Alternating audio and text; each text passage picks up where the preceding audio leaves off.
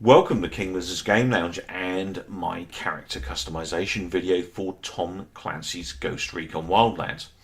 Now, in this case, I'm going to show you the female setup because that's how I'm going to be playing the game in realistic with this female character that I set up here.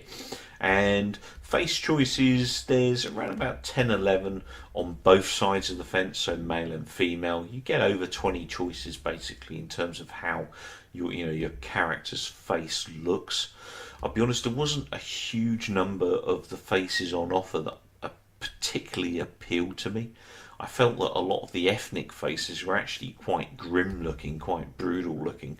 I think they could have been a bit kinder in that respect. And to me, it was kind of the Murphy face or the Keller face that kind of appealed to me really. So I'm kind of going to go with a Murphy or Keller look here. And once we get this pinned down, we then get into some slightly more detail in terms of character hair color, eye color, although not anything as detailed as, for instance, Skyrim setup where you can change things like brow and various other things. It is reasonably limited aesthetic changes that you can do to the character. So set up my face there. They're reasonably short supply of haircuts available in the game, and you could argue that obviously this is pretty much a military game, and maybe the developer themselves felt that it would be disrespectful if they didn't stick to a military code of haircut. However, I think given this is a game, it would have been nicer to have just a few more choices, even if they aren't necessarily fully practical for the military world. So kind of 7 haircuts, and then in addition to that you have a choice of 5 colours across those haircuts. So not a massive amount of variation on the hairstyles for these military ladies that were playing in the game. That said, I was still able to get a look for my character that I quite liked. So on to facial paint next. Obviously, being military and in the jungles and stuff, it'd be nice to cover our face in paint and make ourselves a little bit less conspicuous. I'm going to go for something a little bit more basic. Now, there are a lot of countries' flags and stuff in here. The majority of these face paints are based around flags and stuff. The thing I found a little bit weird was that this is a European version of the game, and yet it was a very US eccentric availability on the flag and stuff, and that includes tattoos as well. Would have been nicer if we'd seen something appropriate for our region.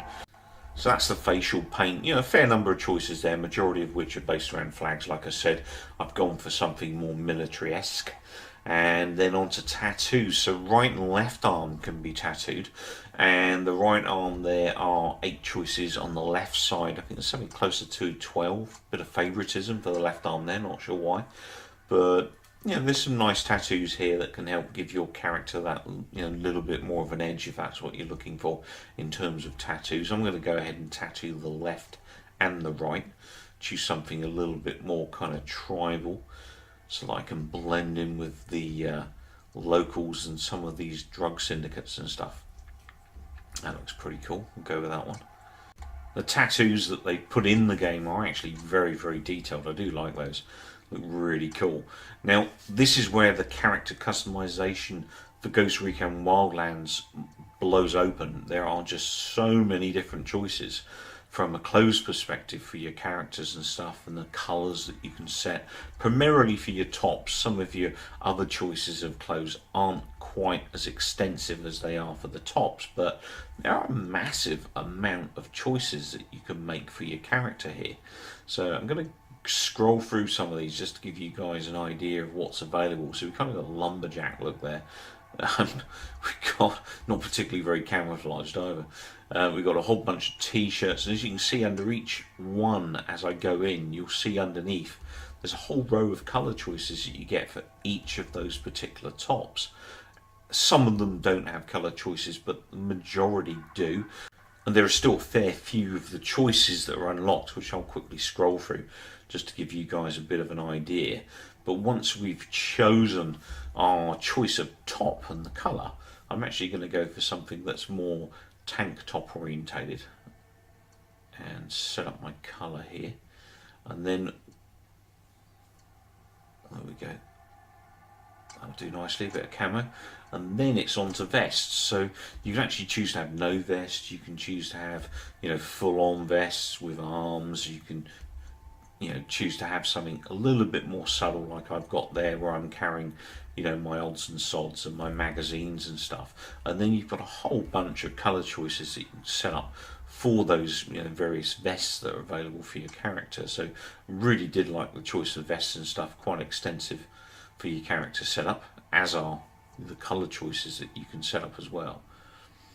So I'm going to go for probably something a little bit darker on these, I think, just to mix it and give it a bit more variety on the character, just make it that bit more interesting to look at. I don't want to give it something camo because it's just going to conflict with what I've got. Quite like that black, that slightly lighter black.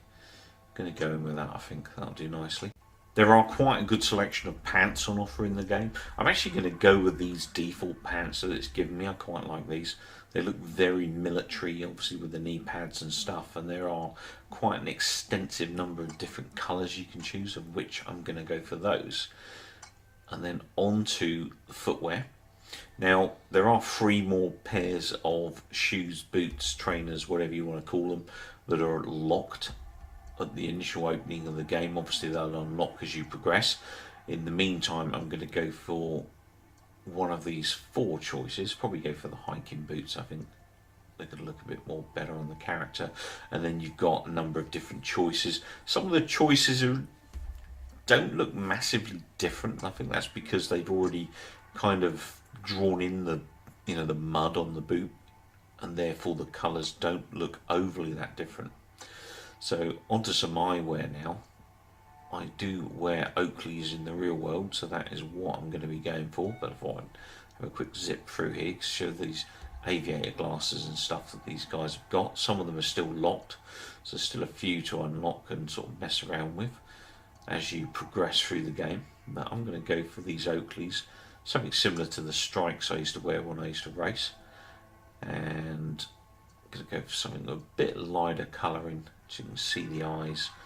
Let's make that character that little bit more interesting. Why go to all that effort to create something with lots of detail and then hide it behind some dark sunglasses? So I'm going to go with those, I think. Quite like them. Maybe those. It's a tough choice. So yeah, go with those, I think. That'll do. Excellent stuff. And then face wear, there's a whole bunch of different kind of balaclavas, scarves and stuff that you can set up for your character. I don't particularly want to put anything on my character's face, so I'm probably just going to go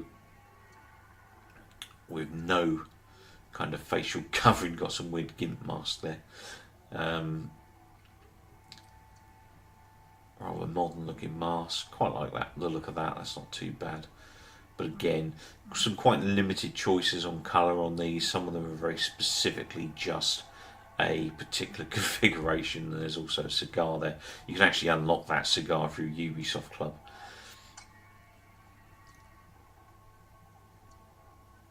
And then on to the caps. Now, cap choices, or at least hat wear. There's a big selection of hat wear in here. Again, quite a wide choice of colours. I quite like caps. I also don't mind so much, for a game character at least, I'd never wear one myself, don't mind those kind of floppy hats we saw back there as well. But for this particular setup, I'm going to go for something a little bit more military looking and get a bit of camo on it of some sort. Maybe a nice black kind of colour on there, or maybe a green, slightly darker camo. Quite like that. That'll do nicely, I think. And then headsets, you can basically have headphones on, or you can have the more subtle kind of earpiece, which is what I'm going to stick with. And there's a couple of choices there that are locked, that obviously as we progress through the games we'll be able to access. And then on to the gloves. Now again, I'm an Oakley's man, so I'm going to stick with Oakley's. I'm just having a quick look at the colour choices here. Probably going to go with something green there, I think. Have a quick look at the other gloves, just to let you guys see the choices. Look like gardening gloves, those gloves back there. Can have no gloves. I'm going to go with the Oakleys. They're a good set of gloves and they give you good grip and good manoeuvrability from personal experience. And we're going to go with a fainter green look. Quite like that look. That's pretty cool. And then backpacks. There's a massive number of backpacks. You've even got camelbacks in here as well, which if you're a cyclist like me, or even like a mountaineer type, extreme sports type person, you'll be familiar with camelbacks, where you can store water and stuff in order to hydrate you during your journey and stuff. So there's some pretty cool choices of backpacks in here, and a massive array of different colours as well. Unfortunately, I did find a bit of a bug with the game where you do have multiple save data slots for this game. So for instance, you might have a campaign save slot for a solo experience, and you might also have one for a co-op experience with friends, for instance. And when you go to create a new second save slot, it goes instantly to your character selection so that you can set up your character. However, therein lies the problem, because this menu that you currently see on the left actually covers your character. So it's still on the left, but your character is directly behind it. So you cannot actually see what you're configuring for your second character and your second save data slot. So obviously there's some kind of weird bug or something going on there, which means of course that you either have to guesstimate what you're setting up as you're going through the menus, or just select A or whatever and hope that it gives you something that you've already got configured for your other character.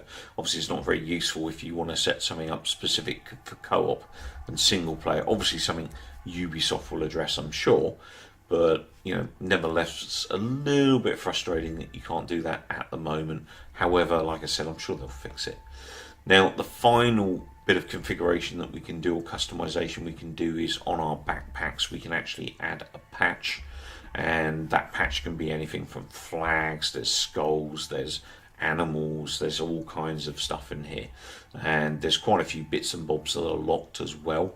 So there's a massive choice here in terms of patches. It's quite a small detail, but I'll be honest, I do really like game experiences that have massive amounts of detail in them.